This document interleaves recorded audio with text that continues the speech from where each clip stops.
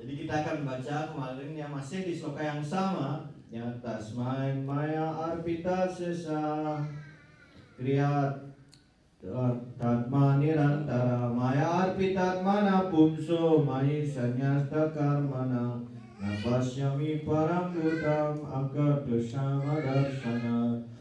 Oleh karena itu aku tidak menemukan orang yang lebih mulia daripada dia yang tidak memiliki ketertarikan selain diriku. Dan karena itu tekun serta mengabdi segala kegiatan dan hidupnya segalanya kepadaku tanpa henti. So we're carrying on. It's still text 33. We're at the second paragraph of Srila Prabhupada's purport. Prabhupada talks about the greatest person, one who engages everything, mind, body, soul, everything in Krishna's service. That person is the Premi Bhakta, is the greatest of all. That chart takes us from Shraddha to Prema. We're only on Sadhusanga. So the greatest person is the Premi Bhakta. But we're going stage by stage, step by step, and that is how you will go in this life and the next life after that until you reach Prema. Ya, kita masih dalam arti yang sama di sloka yang sama, terutama dalam penjelasan yang di bagian paragraf kedua, bahwa ketika seorang yang mengabdikan di hidupnya segala kegiatannya, pikiran dan jiwanya, segalanya untuk kepuasan Tuhan, ya, dan dianggap sebagai orang yang paling mulia atau yang paling terbaik dalam hal ini. Dan kita kemarin sudah membahas dari apa yang disampaikan dari Madhurya Kadambini ini. Kita baru sampai membahas, bahkan itu baru sampai tataran setelah Adosrada itu tata sadusanga. Sampai tata sadusanga saja baru kita. Padahal topiknya sampai prema dalam hal ini. So you may be very great, you may be very pious, you may be very rich, Just like Queen Kunti prays, Janma Shvara Shuta Shubi, Edamana Madabuman, never hate Yavidai Tundrai, Tramakin Shanagocharam. There's 4 things that are going to hold you back from spiritual life. Number 1 is material beauty. Number 2 is material wealth. Number 3, someone's put the echo on. Number 3 is material beauty, wealth, aristocratic birth, and I've lost train of thought. Aristocratic birth, wealth, good looks. What's the 4th one? Janmashvara, Shruta Shribi, Edamala Madapumandi, and material intelligence.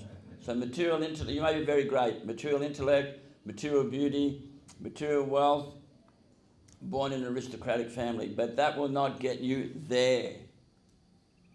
Yeah. You will never become a Premi Bhakta. You'll never at least get to Bhav. You'll not get to Bhav. And Bhav means you're out of this material world.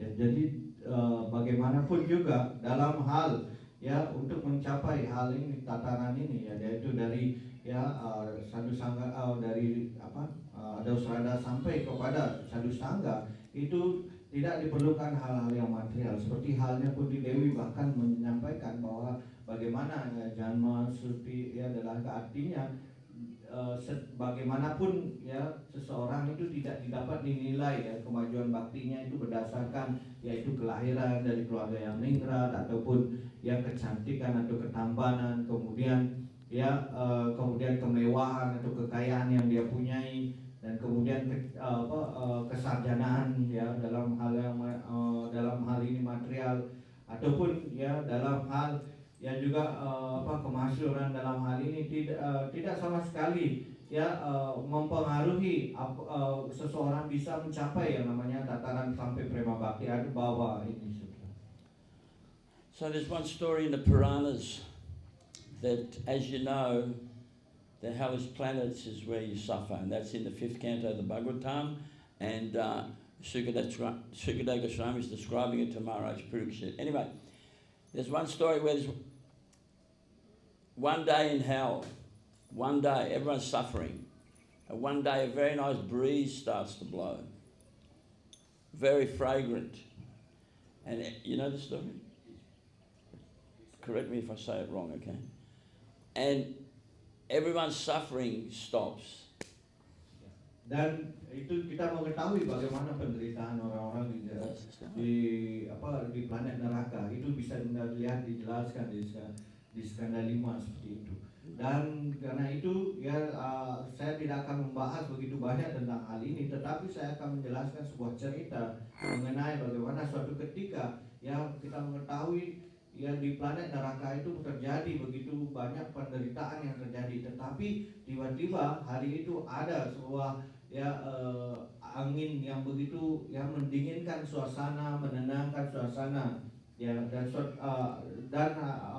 mereka merasakan menjadi tenang di saat itu di neraka. So everyone's suffering stops, and Chitragupta looks at Yamaraj. Chitragupta is the chief scribe of Yamaraj. Yamaraj looks at Chitragupta and what's happening?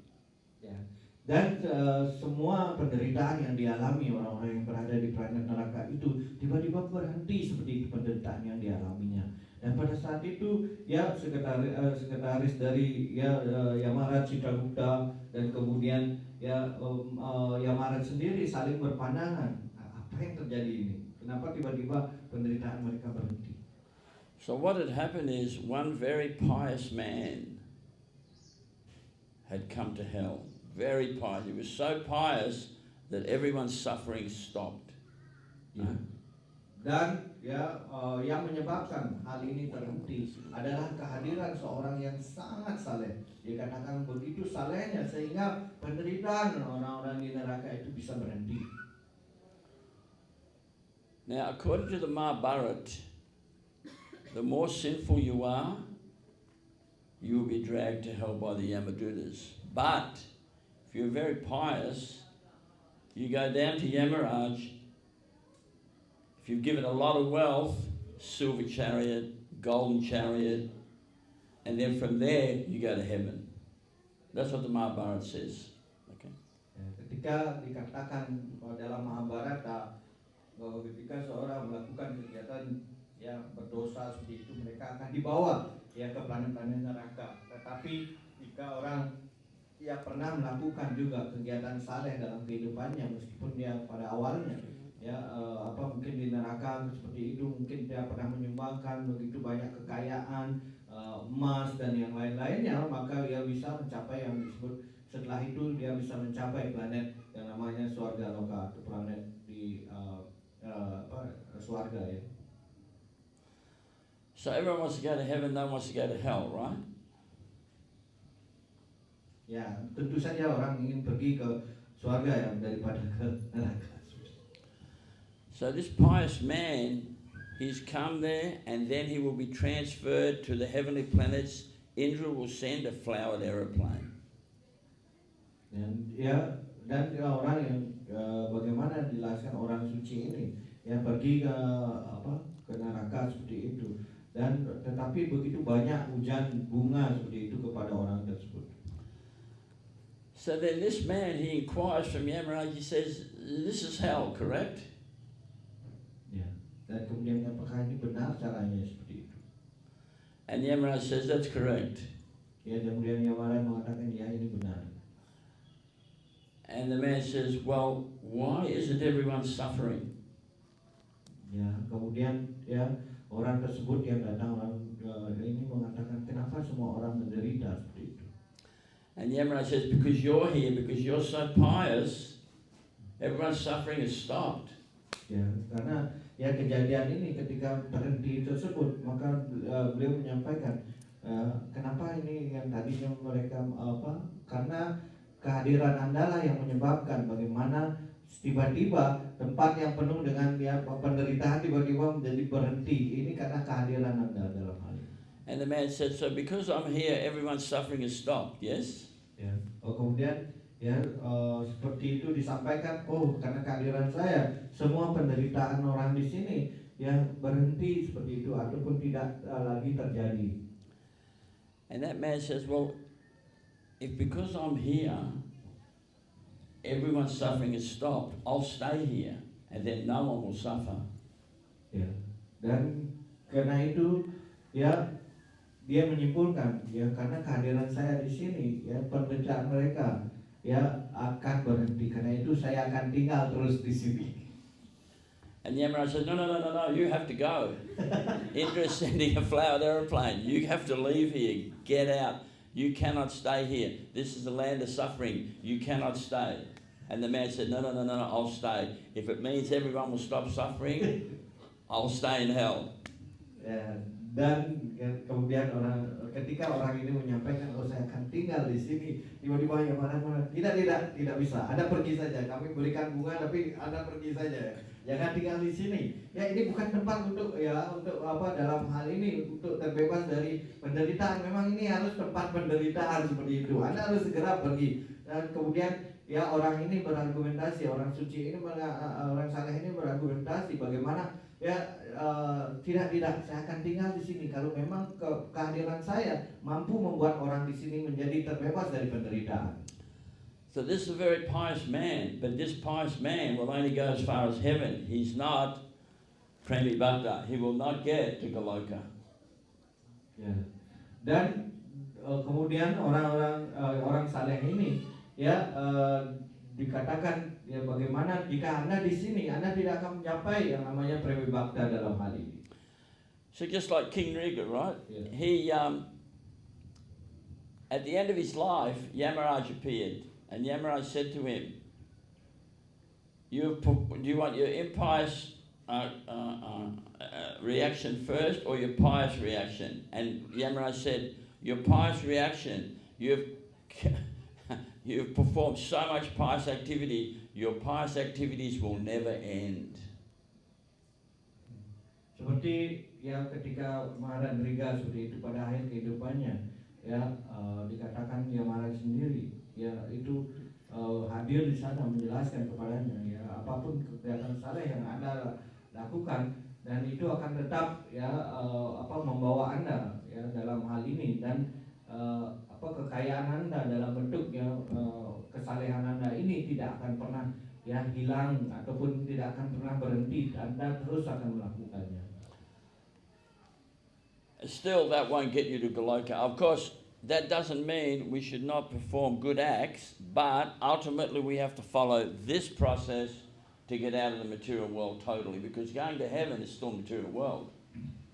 Ya, dengan tindakan saleh yang seperti disampaikan tadi pun itu tidak mampu membawa seseorang untuk mencapai yang namanya tempat tertinggi, yaitu Goloka Brindawan. Ya, karena tetap saja pada akhirnya kita harus mengikuti proses yang dijelaskan di Madhu Dekadamini ini, yang pada akhirnya untuk mencapai tempat tertinggi, meskipun kita masih bisa mendapatkan mungkin plan-plan yang lebih tinggi seperti surga loka, itu tidak akan selama itu di dunia material itu tidak akan membawa kebahagiaan. Just like it said in the Bhagavatam, Narayana Parasavena Kudishkina Viviti Swaga Pavagana Rakesu Apituliyata Dashana. Real devotee, real Vaishnav, he doesn't care for hell or heaven or impersonal liberation. For him, heaven without Krishna is hell, and hell with Krishna is heaven. Dan itu dijelaskan dari sloka yang dikutip oleh Prabhunya, bagaimana seseorang dia penyembah, dia tidak peduli apakah dia berada di planet Vaikunta ataupun ataupun di dunia material ini. Bagi mereka itu kehidupan tanpa Krishna itu adalah diibaratkan seperti neraka. Tetapi jika bahkan di neraka sendiri, jika bersama Krishna, maka itulah yang dikatakan sebagai dunia rohani. So with that in mind, I'm going to finish Sadhu Sangha and try and get the Bhajana Kriya today. Ya, saya akan berusaha menyelesaikan Sadhu Sangha di sini dan naik ke tingkatan tatanan yang namanya Bhajana Kriya. So we spoke on Sadhu Sangha yesterday at length, and as I said yesterday, we'll finish today Sadhu Sangha with my Gurudev's list of symptoms and characteristics of what is a sadhu. Ya, kemarin saya sudah menyampaikan bahwa kita akan berusaha menyelesaikan topik tentang Sadhu Sangha ini. Ya, pada hari ini, dan tentu saja saya ingin menyelesaikan topik itu. Ya, di sini tentang bagaimana apa saja yang menjadi yang dikatakan ciri dari seorang sadhu atau kualifikasi dalam hal ini. So according to Srila Govinda Swami, sadhu number one, for a sadhu, he's not under the sway of the three modes of material nature. Yang pertama, sadhu itu adalah tidak terkena oleh tiga sifat alam ini. Menurut Wiswana Cakrawala. Not under the sway of the three modes of sattva, rajas, tamati. Yes. Okay. Not under the sway, not under control of them. Oh, you've done that. Krishna says in the Gita, sattva, rajas, tamati, guna, prakriti, sambhava. Everybody's under the sway, under the control of the three modes of material nature. Everybody. Dan seperti sloka yang dikutip bahwa setiap orang terkena pengaruh dari tiga sifat alam ini, tidak terkecuali. Then he says in the Bhagavatam, sattva, rajas, tamati, guna, jivasya, naiva me. He says that everyone's under the control of the three modes of material nature, but he says, I am not. Ya. Dan itu dijelaskan di Bhagavatam bahwa satam, rajas, tamas, guna, ya, itu dijelaskan dalam sloka itu bagaimana Krishna menyampaikan setiap orang di dunia material ini terkena dari pengaruh tiga sifat alam ini, tetapi diriku sama sekali tidak tersentuh oleh hal ini. In the 11th canto, the Bhagavatam, Krishna is speaking to Uddhava. Very nice instructions. Edamane gune sattve devanam balamat hete asuranam sharajasi tamasi Uddhava rakshasam. He says, when the mode of goodness is predominant, the demigods become strong. Dijelaskan dari sloka yang dikutip di sifat Bhagavatam ini, bagaimana ketika seseorang yang terlibat dalam dalam pengaruh dari sifat satu guna, maka para dewa akan menjadi lebih kuat. When the mode of passion is predominant, the demons become strong. Ya, ketika sifat alam dalam sifat nafsu ini, maka asura lah yang lebih dominan. But when the mode of ignorance becomes predominant, then the worst of all creatures become powerful, the Rakshasas. Ya, dan kemudian ketika seseorang ya dipengaruhi lebih banyak dalam hal ini, orang-orangnya dipengaruhi oleh sifat ya tamasa guna ataupun sifat kebodohan, maka maka di sana ya kekuatan dari para raksasa itu akan lebih dominan. Mode of goodness means, Krishna says to Uddhava, mode of goodness means strict follower of Vedic culture. Ya, sifat alam kebaikan itu artinya dijelaskan bagaimana mereka adalah mengikuti ya prinsip-prinsip ya yang diajarkan dalam Weda ya dengan sangat tegas, ataupun ya pengikutnya banyak mengikuti dengan tegas. So we have Vedic culture, Vaishnava culture, Gaudiya Vaishnava culture. Vedic culture is in Vaishnava culture, and Vedic culture and Vaishnava culture are in Gaudiya Vaishnava culture. But I'm not going to get into that because we're never going to finish. But we have Vedic culture, Vaishnava culture, and Gaudiya Vaishnava culture, and we're trying to encompass all this. Ya. Dan ketika seorang mengikuti Vedic budaya Weda seperti itu secara, dan juga pasti ya budaya Vaishnava itu juga ada, dan juga pada saat yang sama budaya ya Gaudiya Vaishnava juga ada. Karena itu sebenarnya di budaya Vaishnava secara otomatis budaya Weda itu ada. Dan ya tentu saja bersamaan itu saya tidak akan membahas secara terperinci ketiga hal ini, ya budaya Vaishnava, budaya Gaudiya Vaishnava maupun budaya Weda ini. And Vedic culture is very strict. Kalau kita mengetahui ya budaya Weda itu sangat tegas dalam hal ini. So the mode of passion means lust. Kita mengetahui sifat alam nafsu ini ada ya itu ya cenderung dalam hal ataupun disifatkan rajas ini adalah seseorang penuh nafsu. Krishna says in the Bhagavad Gita, Balam Balavatam Shaham, Kama Raga Vivajitam, Dhamma Virodi Buddhishu, Kamosmi Bharatashabha.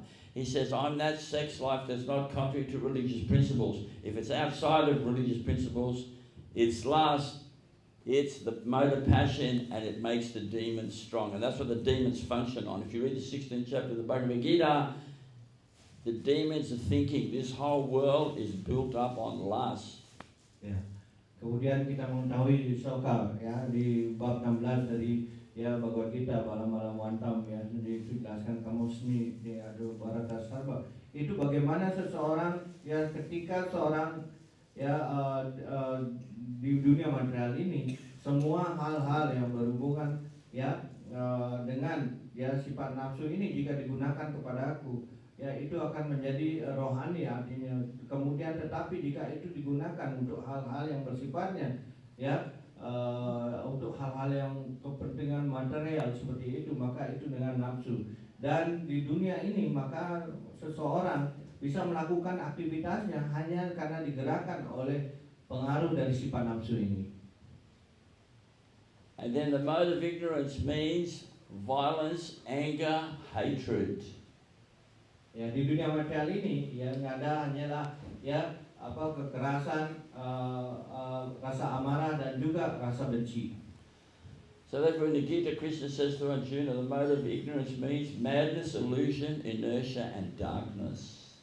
Ya, dan karena itu sifat kebodohan, kita jelaskan bagaimana ya dia dipenuhi pengaruh ilusi, kemudian ya kegelapan, kemudian dia tidak mau melakukan apa-apa atau malas ya, dan juga pada akhirnya dia disebut ketiga hal ini disebut dalam sifat kebodohan ini.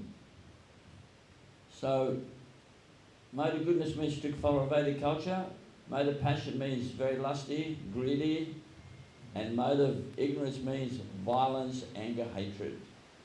Ya, dan kita mengetahui bisa dikategorikan menjadi tiga ini sifat yang kebaikan itu artinya mereka menjadi pengikut Weda yang sangat tegas. Kemudian yang kedua dipenuhi oleh sifat nafsu dan sifat loba. Yang ketiga itu dipengaruhi ya oleh ya rasa amarah, ya kemudian rasa ini ya iri ya, dan kemudian juga rasa ya rasa marah dan rasa iri seperti itu ya, dan juga rasa benci ya, maka di situ dikatakan ya mereka ya dalam kategori sifat tamasa guna ataupun sifat kebodohan. So on the list of what a sadhu is, number one by Srila Govinda Swami is he's not under the sway of the three modes of material nature. Karena itu dalam penjelasan Srila Govinda Swami, pertama seorang sadhu itu ia harus terbebas dari segala pengaruh dari tiga sifat alam ini. That means Suddha Sattva. Ya, itu artinya mereka harus dalam posisi dalam wisuda sattva dalam hal ini. And why are people suffering in this world? Why are we suffering? Anyone know the real reason? Suddha Sattva Prasidati. Not enough association with those persons who are in the mode of pure goodness. Not material goodness, pure goodness.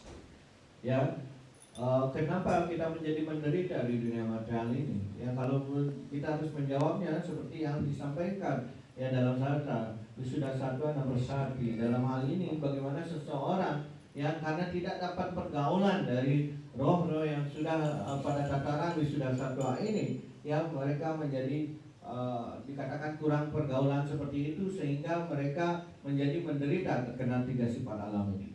So the second point is the four defects. Apralipsa, Karanapatava, Brahma, Pramada, they've all gone. That means the four defects are tendency to cheat, tendency to make mistakes, come under illusion, and number 4? Tendency to make mistakes, come under illusion, tendency to cheat, and imperfect senses. Imperfect senses. So that's the four defects for real sadhu, they're gone, finished. Ya, karena ya dalam hal ini ya ketika kita mendapatkan ya pergaulan dari seorang sadhu seperti itu, maka ya 4 kekurangan kita mengetahui dalam Veda ya, Brahma, ya kemudian Karanapatawa, Vipralipsa, dan juga siapa? Ya, Karanapatawa. Dan itu bagaimana seseorang dia bahwa seorang kecenderungan terkena ya dalam hal ya ilusi, kemudian cenderung ya tipu penipu, India tidak sempurna, dan juga suka berhayal ataupun ya dalam hal ini. So and number 3, the 6 enemies, Kam, Krodh, Lobha, Moha, Mada, Matsarya, finished. That means anger, lust, greed, illusion, pride, and envy gone, and not in the body of a sadhu. He doesn't know what envy is. Ya, kemudian ketika ya dikatakan ya seseorang terbebas dari sanribu, ya rasa amarah, rasa nafsu, kemudian ya juga hal yang memabukkan dalam hal ini, kemudian rasa ya dia ingin ya namanya loba, kemudian ya matsarya, juga rasa iri hati, semuanya dengan pergaulan seperti itu, maka ya seseorang dibebaskan dari hal tersebut karena pergaulan dari sadhu tersebut. The 4th point, what is a sadhu? No anarthas. There are no anarthas in his body. In his heart, the heart is that place where the unnatural desires congregate. They reside and they sit there. Ya. For a sadhu, no anarthas. Ya, itu dikatakan ada 4 hal ya dalam hal ini, yang keempat dalam hal ini adalah bagaimana seorang sadhu itu sama sekali dia tidak punya anartha atau hal-hal yang tidak diinginkan dalam bakti. So there's 4 anarthas. There's asatrishna, ridda durbalyam, vishamaya aparad, and what's number 4?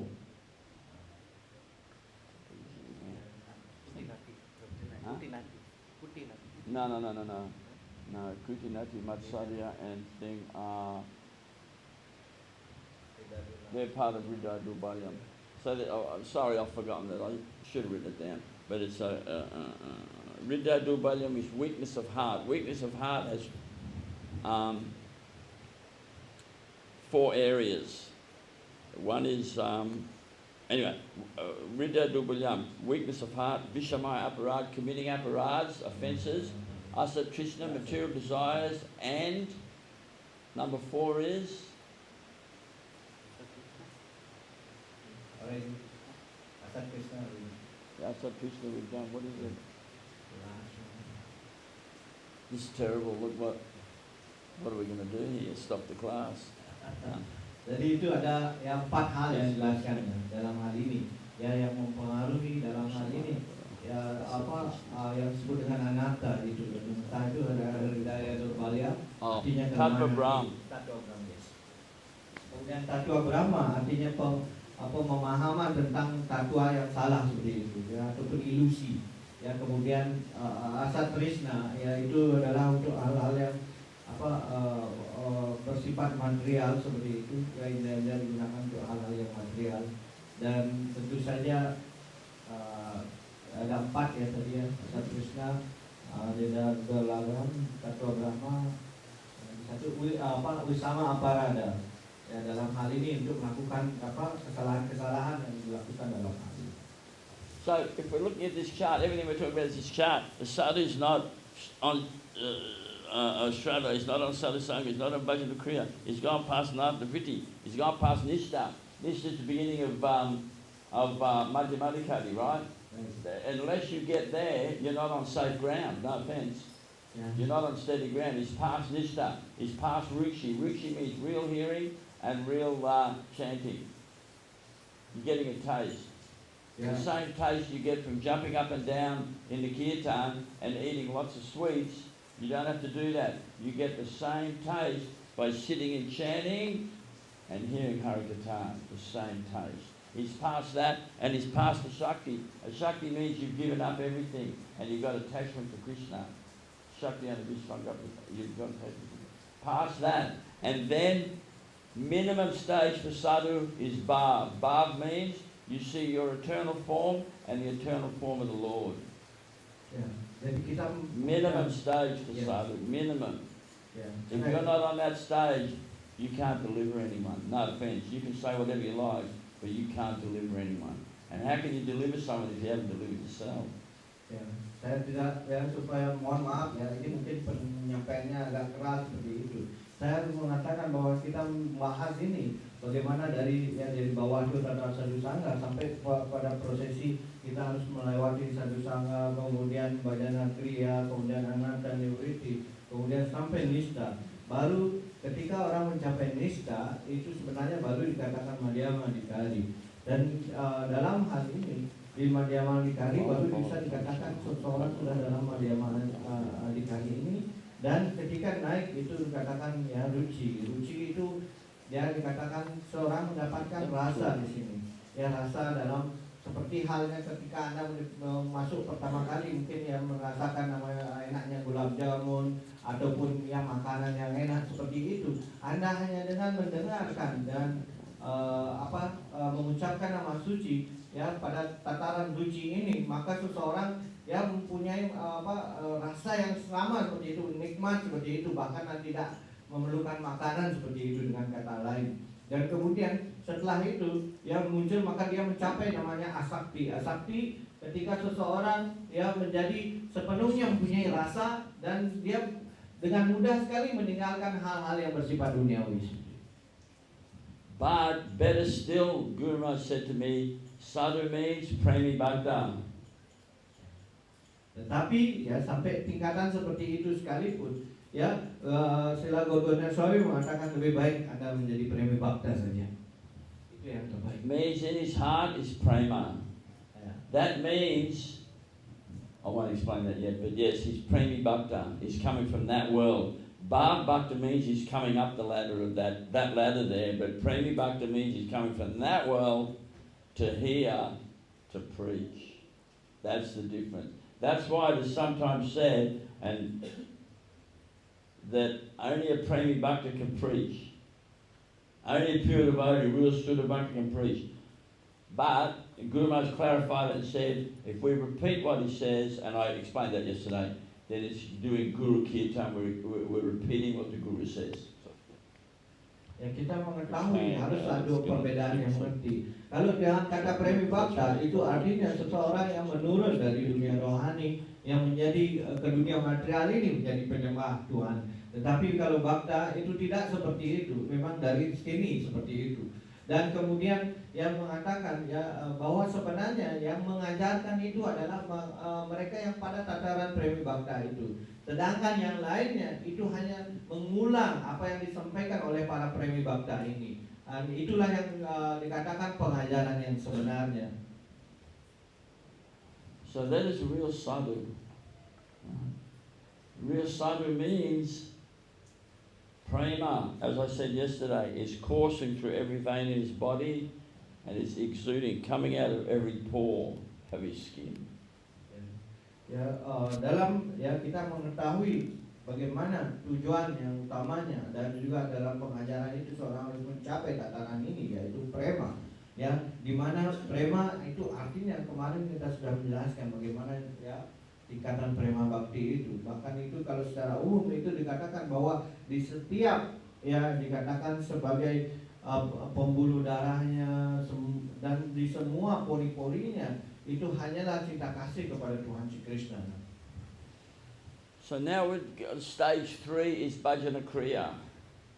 Yang kemudian yang tingkatan ketiga yang kita akan bahas di sini Bhajana Kriya. So for those of you who weren't here earlier in the week, Adoshada, Sadhusanga, Bhajana Kriya and Anatana Vritti are all Kanishta Adhikari. That's what we're grappling with. Ya.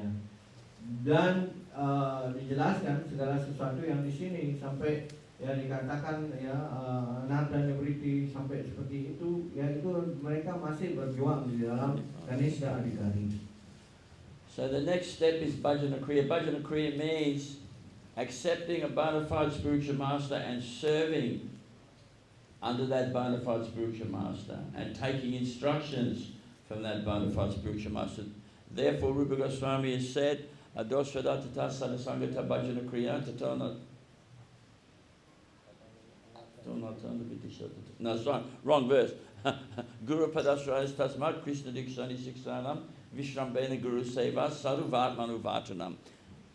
Dan dari tataran Bhajana Kriya ketika seseorang menerima Sang Guru Kerohanian kemudian berusaha yang mengikuti jejak langkah beliau, kemudian mendengarkan perintah-perintahnya dan juga melayaninya dan menyerahkan diri sepenuhnya, seseorang berada dalam level dikatakan Bhajana Kriya ini. So number 1 is in this verse taking shelter of a bona fide spiritual master. Now, bona fide spiritual master means Sampradaya Vihina Ye Mantrastemis Palamata Atakaloka Visanti Chatvara Sampradayana. Means he must be a bona fide guru in a bona fide sampradaya and give you a bona fide mantra. Because if not, that mantra you may be chanting could be a total waste of time. Ya, itu jelaskan dalam sastra Wihina mantra itu artinya ketika ya dalam hal ini seseorang pertama kali harus mendapatkan seorang guru kerohanian yang bonafide dalam hal ini. Karena kenapa dalam sloka itu dijelaskan bagaimana jika seseorang tidak mendapatkan guru yang bonafide dari sampradaya yang bonafide dan ya karena itu ya mereka bisa mendapatkan mantra sehingga mantra itu akan memberikan efek yang sangat sesuai dengan apa yang disampaikan dalam sastra. Tetapi jika Anda tidak mendapatkan dari guru yang bonafide ataupun dari sampradaya yang bonafide, maka itu dikatakan meskipun mendapatkan mantra, tapi itu hanya menghabiskan waktu saja, tidak ada gunanya. Number 2 is taking diksha. Number 2 is being initiated by that bona fide spiritual master.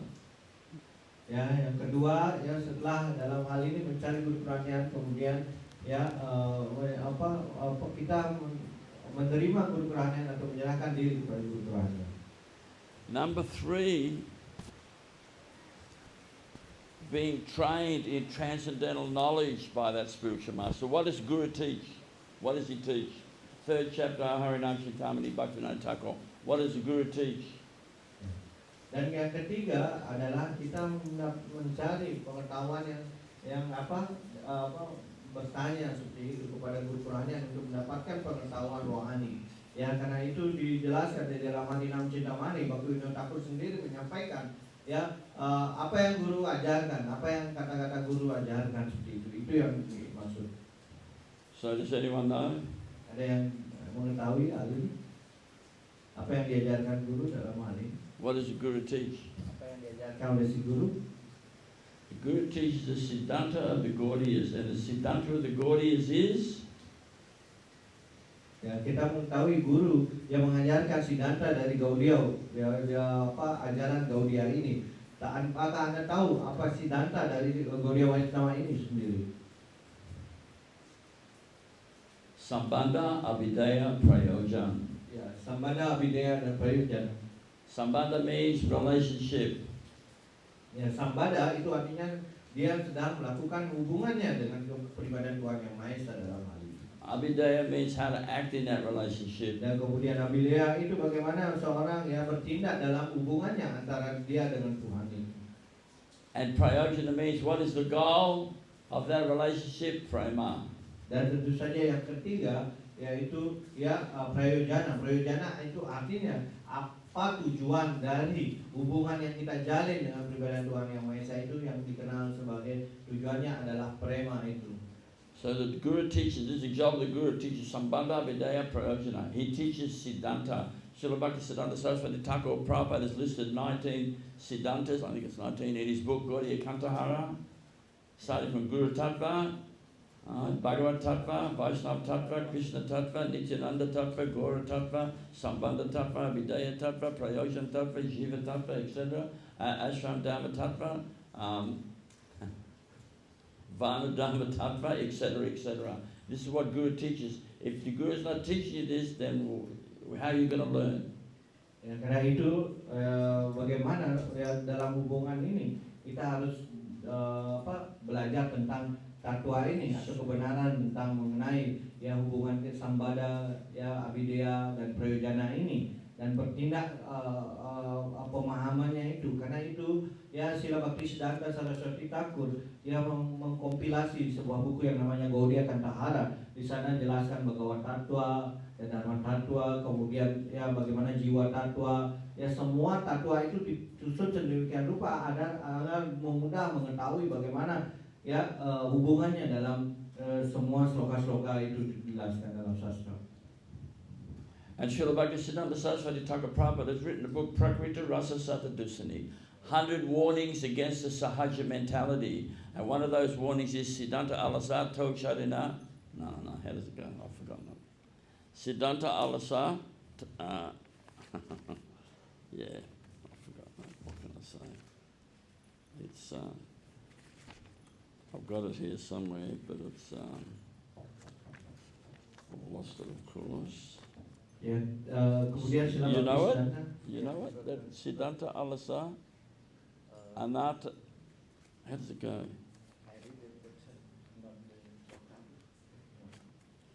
Karena itu dijelaskan dalam Bhaktisiddhanta Saraswati menyusun sebuah anjuran seperti itu Prakriti Sahasra Sata Dusani dalam hal ini bagaimana kita menghindari 100 larangan, 108 larangan kalau nggak salah. Bagaimana kita supaya tidak terkena pengaruh dalam mentalitas sahaja ini.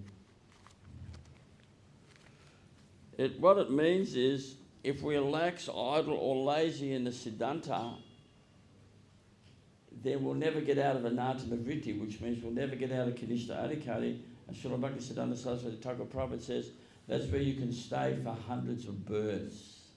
Siddhanta Alasa.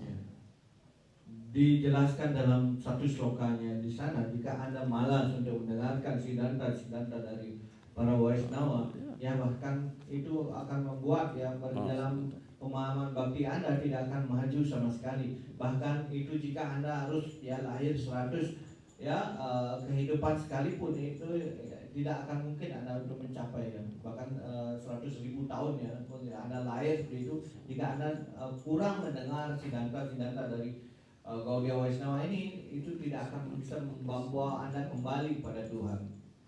Siddhanta Alasa Jana Anato To Chadena. Sorry about that. But that's what it means. It means we'll be lax, if we're lax, idle, or lazy in the Siddhanta, we can stay as Kanishta Adhikari for hundreds of births. It's the duty of the Guru to teach Siddhanta. Ya. It's the duty of the Guru to make sure the disciple is coming up. The disciple may not be coming up, but it's the duty of the Guru to teach him the Siddhanta. Disciple may not understand, but, and as Gurudev always used to say, don't try and understand, just listen. Actually, he used to say, I'm selling mirrors in the land of blind men. I'm sowing seed in barren land. I'm teaching postgraduate to pre-primary. Just listen. And slowly, slowly it'll have an effect. But it is the duty of the Guru to teach Siddhanta. That is most important.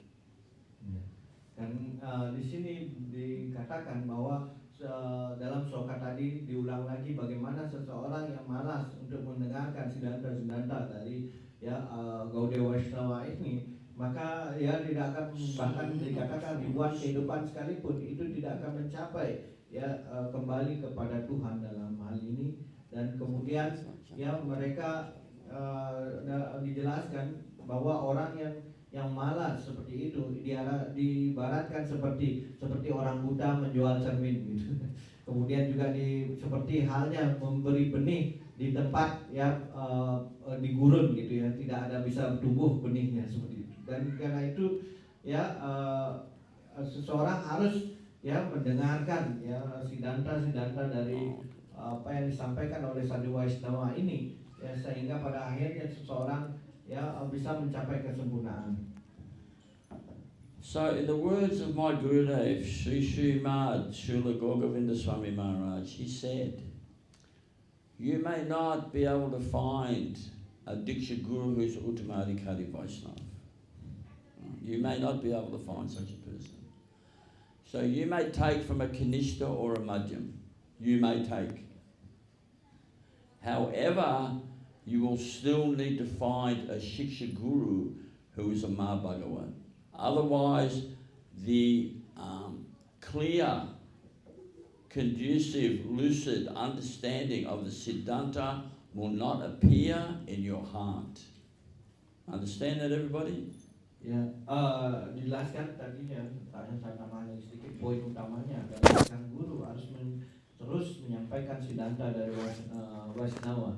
Dan karena itu adalah tugas dari guru gerahanya. Dan di sini disampaikan ketika Anda di dalam suatu masyarakat tidak mungkin tidak bertemu dalam hal ini seorang awalnya Anda bertemu dengan seorang Premi Bhakta ataupun Mahabhagawan seperti itu, maka mungkin Anda bisa mengambil diksa dari roh yang masih dalam tataran Madhyamadikari seperti itu. Tetapi tetap jika ada kesempatan bertemu dengan Mahabhagawan, Anda harus mengambil siksa atau perlindungan dari roh yang seperti itu untuk bisa Anda mencapai level yang tertinggi tersebut.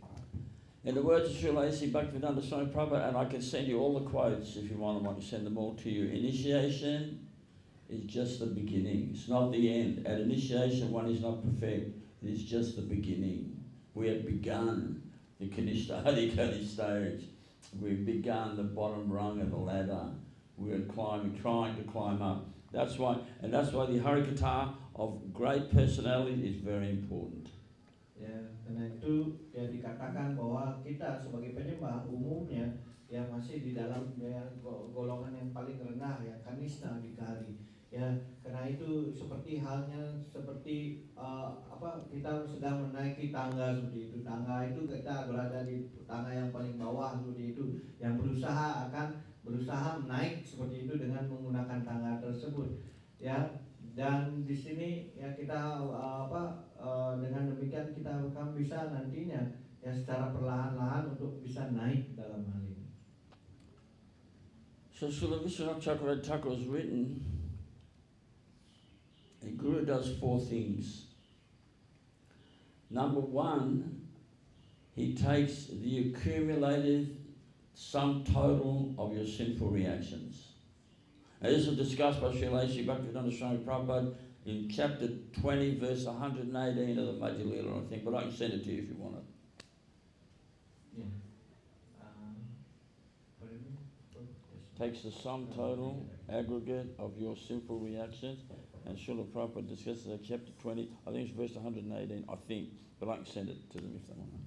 Ya, karena itu jelaskan ya kita di sini ya hadir di dunia material ini karena disebabkan kita melakukan kegiatan yang berdosa sehingga ya sesuai dengan akumulasi dari kegiatan berdosa kita dijelaskan itu hadir di muka bumi ini dan harus menerima reaksi dari apa kegiatan kita yang kita lakukan. Dan jika Anda ingin mengetahui kutipan-kutipan ini nanti mungkin saya bisa berikan. Tetapi begitu banyak penjelasan Prabhupada mengenai hal ini.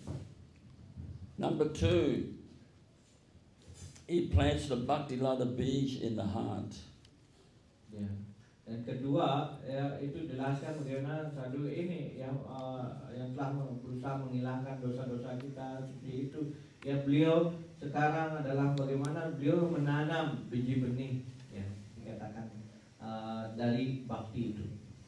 Number 3, he gives transcendental knowledge, Divya Gyan. Yang ketiga, beliau akan memberikan namanya Divya Gyan, ataupun pengetahuan rohani. And number 4, he begins the process whereby which, through his Harikatha, Ma Bhagavad Harikatha, he uncovers your Swarup. The heart is, the covering of the heart is starting to disappear, but that could take a long time. Yang keempat itu adalah bagaimana sang guru itu bekerja, bertindak, bagaimana mulai membersihkan ya semua anatta-anatta dalam hati ini sehingga swarup kita ataupun bentuk asli kita itu akan muncul. Tetapi ini memerlukan waktu yang sangat lama di poin ini. Now when the Diksha Guru leaves this world and you have not reached that topmost level, how are you going to do it? Reading books? You do it from book? Yeah? Yeah? No. Jadi jika guru kita, pada diksa guru kita meninggal seperti itu, belum kita mencapai yang namanya tataran yang prema ini, ya, apakah dengan cara itu apa yang kita lakukan dengan cara ya hanya membaca buku saja, itu yang akan Anda lakukan? In the answer, to answer this, in the words of Srila Bhaktivedanta Swami Prabhupada, you will have to meet someone who knows the topic matter. That means Shiksha Guru. And Shiksha Guru and Diksha Guru are not different. So that means the Shiksha Guru will have to be on that topmost level. Bhaktivinoda Thakur has said, I can send you the quote, he said, even for one initiated in a bona fide sampradaya, right, the illumination of his Vastu Prabha or his eternal form will not appear until he hears the preaching, the speaking of a Shiksha Guru. And real Shiksha Guru means when he speaks, your subtle body dissolves. That's the ego, the mind, the intelligence, and the spiritual body starts to develop. This is the position of real Shiksha Guru. Ya, karena itu Srila Bhaktivedanta Swami mengatakan ya ketika seseorang ya ketika dalam perjalanan baktinya ya belum mencapai ya tingkatan tertinggi, tetapi pada saat itu pembimbingnya tidak ada seperti itu, maka dia harus segera ya mengambil ya bagaimana seseorang yang pada tataran tersebut dan hanya dengan cara bagaimana mendengarkan dari beliau apa yang disampaikan seperti itu dan mendengarkan kirtan ataupun hari katanya seperti itu, maka hati kita yang penuh kotor itu akan mulai dihilangkan ya kekotorannya sehingga seseorang bisa mencapai tujuan yang tertinggi itu. So number 4 on the list of Srila Rupa Goswami is to serve the Guru with faith and devotion. Kemudian yang selanjutnya itu adalah nomor 4, bagaimana seorang melakukan pelayanan dengan penuh cinta kasih kepada dan cinta kasih dan penuh bakti kepada guru kerohaniannya. And number 5 is following in the footsteps of great saintly persons under the guidance of the spiritual master. Nomor 5, bagaimana ya mereka yang melakukan ya suatu kegiatan pelayanan bakti itu di bawah bimbingan dari guru kerohanian.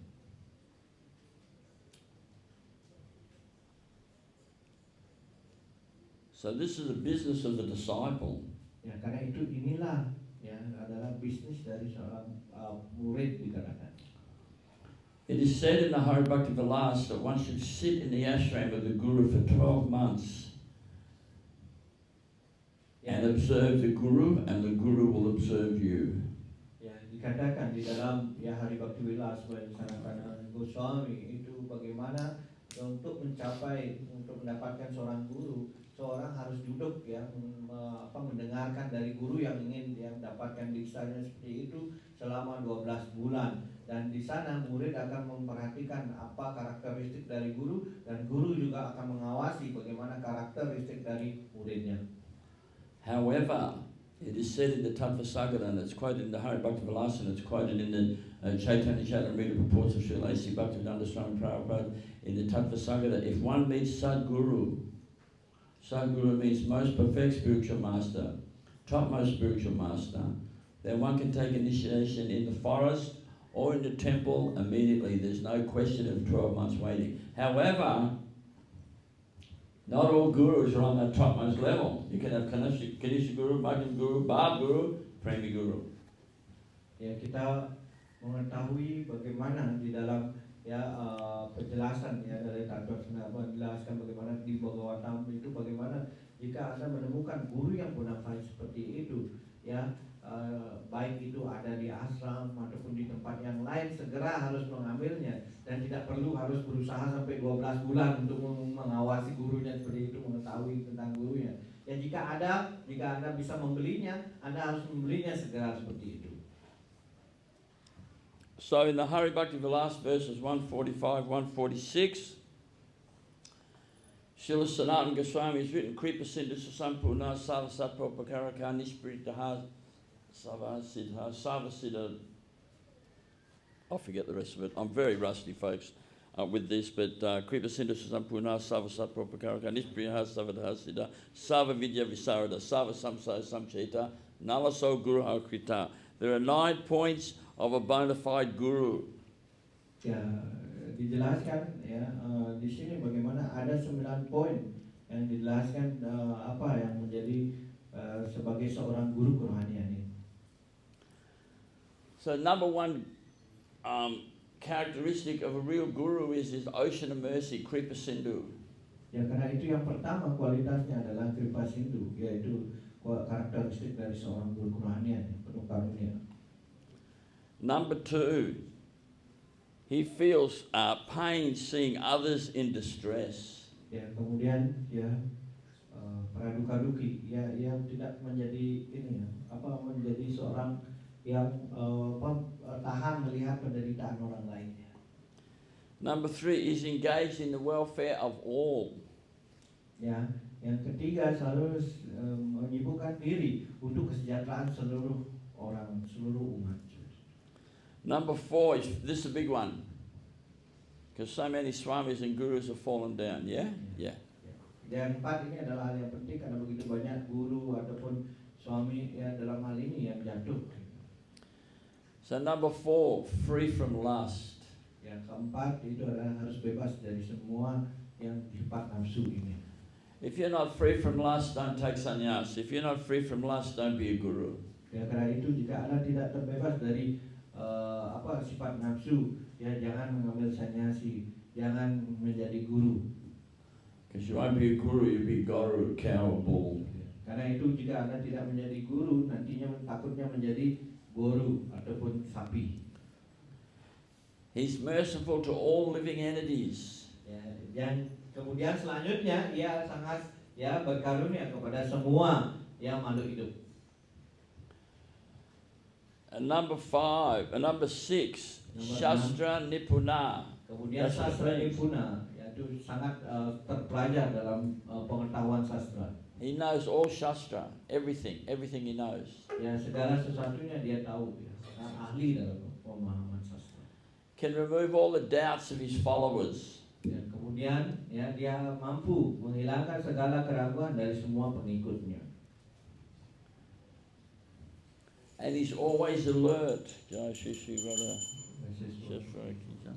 selalu beliau selalu sangat awas dalam hal ini. You're gone. They're gone. He's free. No, he's always alert to the service of Krishna. Ya, dia selalu waspada dengan bagaimana pelayanan kepada Krishna dalam hal ini. Krishna Memikirkan. Sambandha Vinakala Vyata Nahi Yaya. He's every moment serving Krishna, every moment. He's thinking, he's feeling, and he's willing, he's serving Krishna. And I'll tell you a story. You say that and I'll tell a story.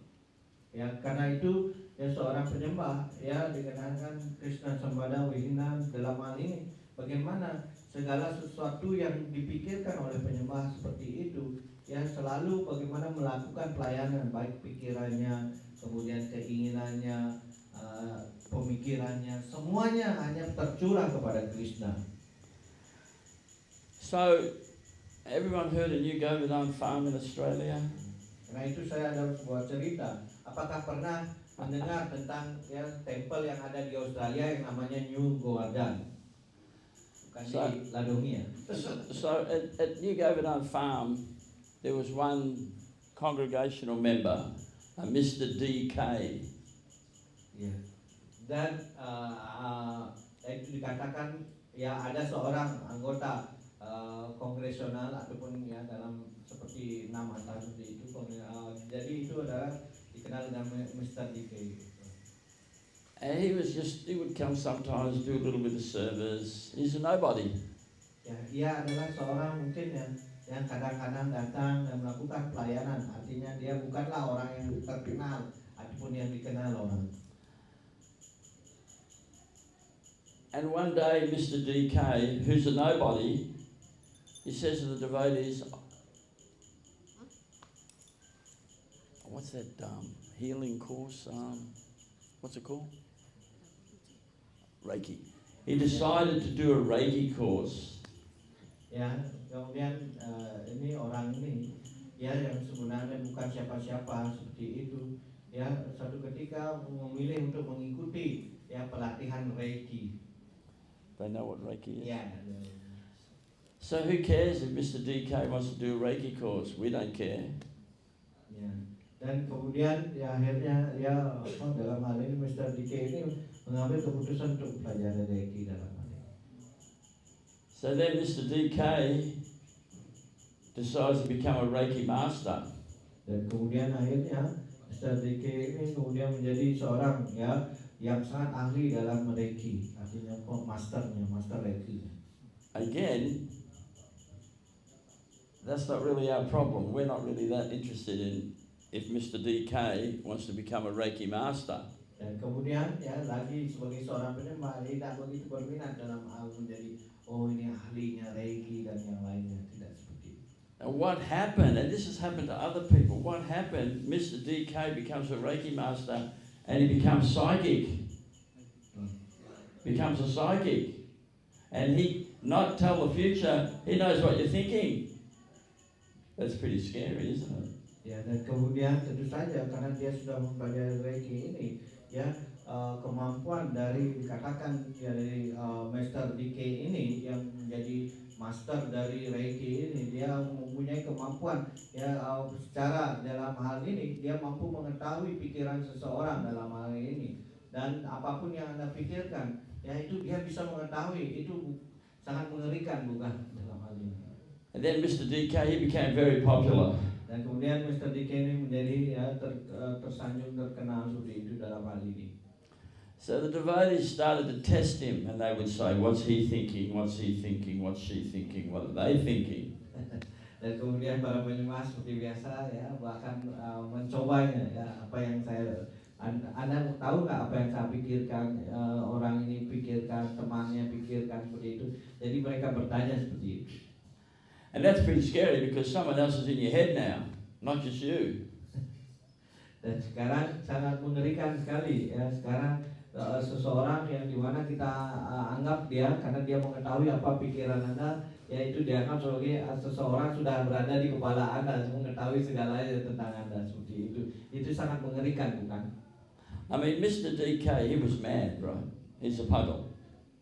He's a bit Dan puggle. karena itu dikatakan Mr. DK ini sebagai orang yang gila dikatakan, ataupun dalam bahasa Hindinya itu namanya pagal gitu. But he knows what you're thinking, knows what I'm thinking, knows what she's thinking. Dan Dan karena ya kita sebenarnya tidak mengetahui ya apa yang dipikirkan orang lain, tapi dia mampu mengetahuinya. So they tested him. So one sannyasi came to New Governor Farm and the devotee said, "What's he thinking?" And Mr. DK said, "He's thinking about air travel, nice prasad, and sense gratification." Dan kemudian pada saat itu yang terjadi adalah ya ada teman ya seorang penyembah mengatakan mengetes ya. Ini ada sanyasi yang lewat dan kemudian dia mengatakan apa yang dipikirkan oleh sanyasi ini. Oh, ya sanyasi ini berpikir dia bagaimana perjalanan yang mewah, kemudian ya pergi kemana-mana dilayani dengan persad yang enak seperti itu dan dengan mendapatkan fasilitas yang nyaman seperti itu. Then another sannyasi came and they said to Mr. DK, "Well, what's he thinking?" And Mr. DK said, "He just sense gratification, that's what he's thinking about." Dan kemudian ya apa kemudian yang lainnya bertanya yang ini bagaimana? Oh hanya kalau yang ini ya kalau yang ini juga sama ya tentang kepuasan India. There one little old sannyasi came from India, very little old sannyasi. He had a walking stick and he was holding on to his servant's arm and shuffling along. Dan kemudian suatu ketika mereka bertemu dengan seorang sanyasi yang datang dari India, hanya kemudian berumur seperti itu membawa tongkat ya untuk berjalan. Yang ketika itu juga memegang tangan asistennya ya, sedikit jalannya goyah seperti itu ya karena usia seperti itu dan berjalan seperti itu. And they said, "What's he thinking?" And Mr. DK said, "I can't work it out." And he wrote it down, ACHARYA, next word LEELA. And devotee said, "Oh, Acharya Lila." Ya. Dan kemudian akhirnya ya orang itu pas lagi ketemu Mr. DK ditanya, sekarang ada sanyasi yang ini yang dari India nih, bagaimana apa yang dia pikirkan? Dan kemudian dia mengatakan, kalau ini yang saya sudah bisa tembus ini. Tetapi saya akan berusaha cari, ya saya cek dulu. Kemudian dia memikirkan, kemudian dia menulis huruf A, C, H, A, R, Y, A, L, I, L, A. Apa ini? Acharya Lila gitu. Ya, jadi ini adalah Acharya Lila dijelaskan seperti itu. So then they explained to Mr. DK what Acharya Lila is, and he said, "Well, this sannyasi is just trying to work out how he can deliver everyone on this hill, because New Governor Farm's on the hill." And then he said, he's been doing this Acharya Lila, not this lifetime, many lifetimes. Dan kemudian ya ditanyakan Mr. DK, apa ini Acharya Lila ini maksudnya? Oh, dia artinya bagaimana berusaha dia datang ke tempat ini dan membebaskan orang-orang yang ada di sini dalam hal ini. Dan tidak hanya dalam kehidupan ini saja, dia telah melakukan ya kegiatan ya bagaimana Acharya Lila ini sudah begitu banyak kehidupan dia sebelumnya sudah lakukan. Karena itu dia datang ke sini ya dalam hal ini ya hanya untuk melakukan Acharya Lila ini saja. That little old sannyasi was Srila Govinda Swami, and that servant was Chaitanya Chandra Prabhu.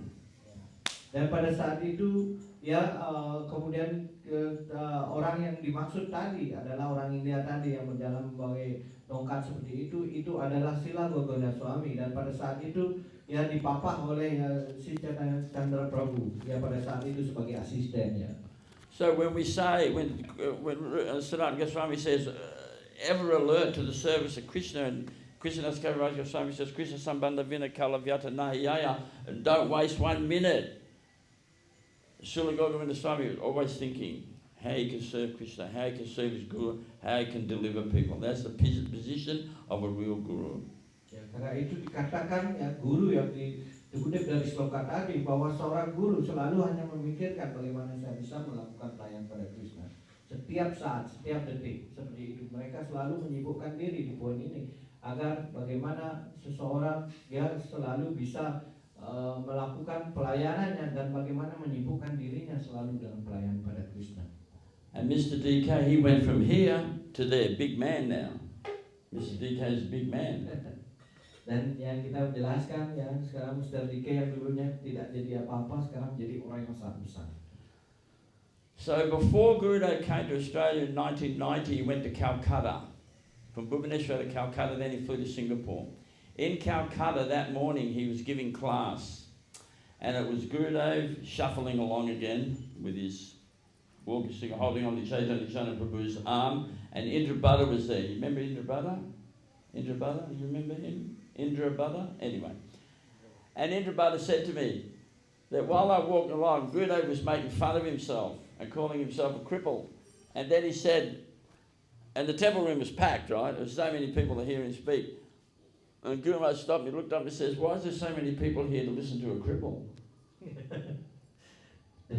Pada saat itu 94 itu dijelaskan bagaimana ya Srila Gaura Swami ya itu ya dari Kolkata mau ke Singapura dalam hal ini, dan dari di sini dijelaskan pada saat itu beliau sedang berjalan ya, tentu sama seperti tadi dijelaskan ya, agak goyang, selalu megang ya tongkat, dan kemudian yang dipapah oleh Chaitanya Prabhu pada saat itu, dan kemudian ya ada saudara segurunya Indra Bhatta yang dikatakan di sana. Dan kemudian ya di sana ketika itu beliau memberikan suatu kelas, dan ya beliau mengatakan saya adalah orang yang sudah ya dikatakan